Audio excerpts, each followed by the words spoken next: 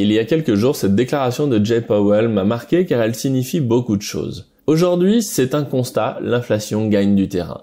C'est le premier risque pour les marchés financiers et la croissance à l'échelle de quelques mois. La Fed le sait très bien et pourtant son gouverneur, Jerome Powell, semble nier l'évidence. Un premier pas important a été franchi pendant cette crise que nous vivons lorsque les banques centrales ont fait céder les digues entre les financements des États et l'impression monétaire. Peut-être sommes-nous en train de passer un nouveau cap dans cette crise lorsque nous nous rendons compte que l'inflation, qui est obligatoirement ravageuse pour l'économie et les marchés, reste notre dernière option pour s'en sortir le moins mal possible. De quelle inflation parle-t-on ?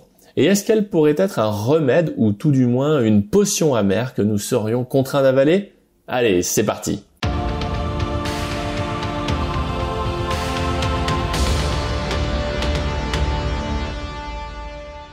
Tout d'abord, en termes de contexte, gardons bien à l'esprit que les USA, comme une bonne partie des pays européens, sont condamnés à constater leur appauvrissement réel à un moment ou à un autre. L'accumulation de déficits annuels depuis près de 50 ans ne peut pas rester sans conséquences éternellement. Sur ce graphique des déficits US, ce que vous voyez entre la courbe qui plonge et le trait épais à 0, c'est tout simplement l'écart entre la réalité et notre train de vie. Ces déficits ont engendré une dette abyssale et gardez à l'esprit que l'on peut échapper au remboursement d'une dette extérieure, mais qu'une dette extérieure est toujours payée d'une façon ou d'une autre. Toutes les méthodes pour payer une dette sur laquelle on fait défaut ont des inconvénients majeurs qui vont de l'appauvrissement de la population à une guerre dans le pire des cas. L'inflation est une façon de payer une dette sans la rembourser réellement.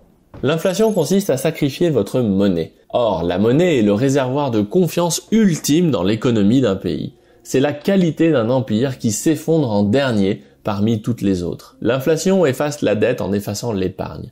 Comme le disait John Maynard Keynes, c'est l'euthanasie du rentier. Attention car les retraités sont économiquement parlant des rentiers.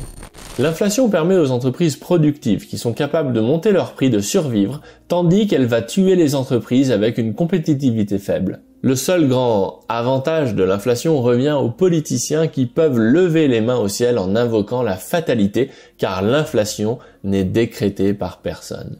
Mais de quoi parle-t-on au juste ? L'inflation de notre époque vient d'un grand nombre de matières premières.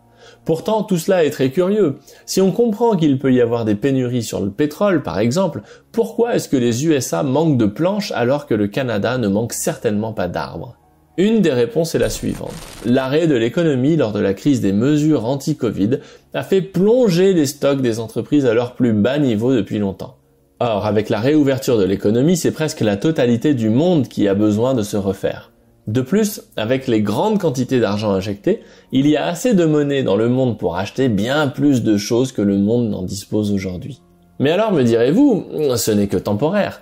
C'est exactement ça que dit Jay Powell. Pas d'inquiétude à avoir car tout cela est lié à la reprise de l'économie. Oui, mais l'inflation est un phénomène contrôlable par les taux d'intérêt. Pour éviter qu'elle ne se propage, il faut raréfier la quantité d'argent en circulation et pour cela, monter les taux d'intérêt est la solution la plus efficace. Le principe est simple, comme l'argent dont nous disposons est issu de la quantité de prêts créés dans l'économie, le fameux argent-dette, si on monte les taux d'intérêt, il y a moins de prêts, donc la masse monétaire diminue. Le problème, c'est qu'en économie, les taux d'intérêt ne servent pas à réguler l'inflation, mais à optimiser l'allocation du capital. Donc le premier problème lorsque l'on touche aux taux d'intérêt, c'est que l'on dérègle l'économie. Le deuxième problème, c'est que la dette abyssale des pays occidentaux interdit une remontée des taux trop forte car cela pousserait les États à faire encore plus de dettes pour payer des taux d'intérêt astronomiques. En bout de course, dans l'état actuel des choses, si vous montez les taux d'intérêt, cela revient au final à déprécier le dollar ou l'euro au point de faire baisser le taux de change, ce qui est embêtant car par la même occasion, vous mettez en péril votre balance commerciale. Bref, le problème quand on touche à un bouton de réglage de l'économie, c'est que l'on augmente nos chances de dérégler la machine tout court. Au-delà des péripéties de nos politiciens qui se contentent de gérer le déclin, qu'en est-il de cette histoire d'inflation dans le fond ? Eh bien, c'est tout à fait préoccupant car c'est la principale menace qui pèse sur les marchés financiers et l'économie aujourd'hui. Selon nos modèles avec Didier Darcet, c'est officiel. La tendance à l'inflation s'est globalement propagée dans la majorité des pays du monde. C'est une mauvaise nouvelle car lorsque la dynamique inflationniste prend le dessus, le potentiel de hausse des marchés devient limité car l'inflation dévore l'avenir.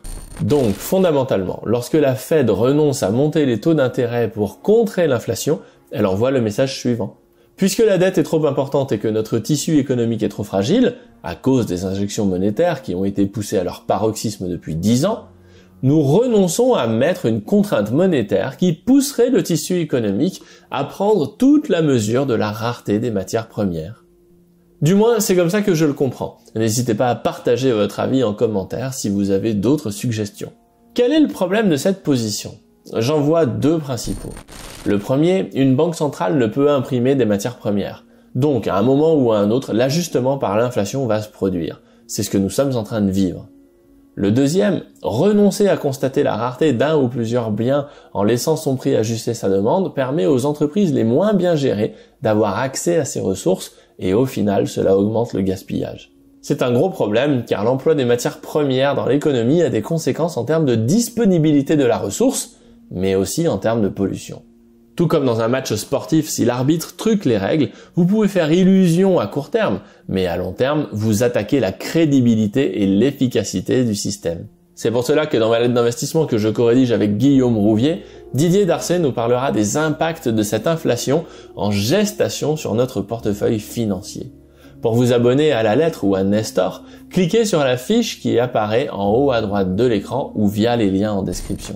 Après, je sais que certains appellent l'inflation de leur vœu, car la destruction monétaire a ceci de fascinant qu'elle permet une sorte de remise à zéro de certains problèmes que la politique n'a pas su régler, comme la retraite ou la dette. Certains espèrent même, peut-être à juste titre, en profiter car ils verront leur endettement effacé de fait par une hausse des prix et des salaires qui leur permettra de s'enrichir aux dépens du banquier qui sera remboursé en monnaie de singe. C'est vrai, ça peut marcher. Le problème, c'est que traiter les problèmes sans s'y confronter honnêtement avec un débat politique et une décision politique peut créer d'énormes tensions dans la société qui peuvent ressurgir de façon brutale. Dit autrement, laisser filer l'inflation est une solution de lâche qui permet de ne pas aborder les sujets qui fâchent. À ce stade, on peut se demander si nos problèmes d'occidentaux viennent simplement de la dette, qui est un constat comptable, ou alors d'un manque de remise en question en profondeur de notre modèle social. Mon sentiment, c'est que les politiques qui rêvent d'inflation sont des enfants qui rêvent de tomber malades pour échapper à l'interro du lendemain. Faire face à ces problèmes, c'est une des dimensions qui appartient au monde de l'adulte responsable. À titre personnel, je suis déçu par cette attitude irresponsable. En attendant, en tant que particulier, tout cela nous échappe largement. Notre sujet à titre individuel, c'est bien l'adaptation dans ce cadre qui nous tombe dessus sans pouvoir rien y faire. Donc, pour votre portefeuille financier, il faut être conscient de cette situation et adapter votre portefeuille en conséquence, sans jugement moral. Comme le dit l'adage, content ou pas content, ce sera la même chose. Alors restez pragmatique sur le contexte mondial et concentrez vos efforts là où vous avez un impact réel pour changer votre vie et celle de votre entourage. Sur ce, à bientôt pour de nouvelles vidéos. Ciao! Si vous aimez mes vidéos, abonnez-vous et pensez bien à cliquer sur la cloche pour être notifié lorsque je publie de nouveaux épisodes. Et pour recevoir le guide de l'investissement de ceux qui y ont déjà réussi, inscrivez-vous ici.